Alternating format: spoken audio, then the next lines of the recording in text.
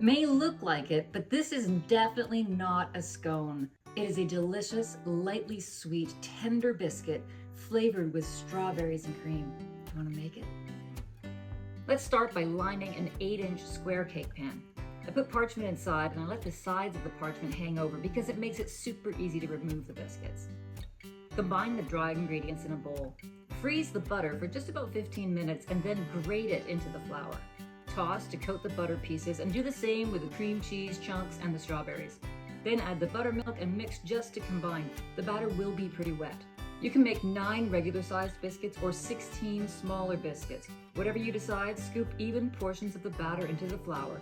Shake the biscuits back and forth gently from your hand to hand just to remove any excess flour, and then put them in the pan side by side. This will help the biscuits rise up instead of out. Then bake them for 25 minutes at 425 degrees and brush with some melted butter before sending them back to the oven for another 5 to 10 minutes until they're fully cooked. Let the biscuits cool a little in the pan, then turn them out and cool them some more. Break them apart and serve them with a little butter or even some whipped cream and more strawberries. These biscuits are not scones, but they are a delicious, lightly sweet, tender biscuit that is refreshingly flavored with strawberries and cream.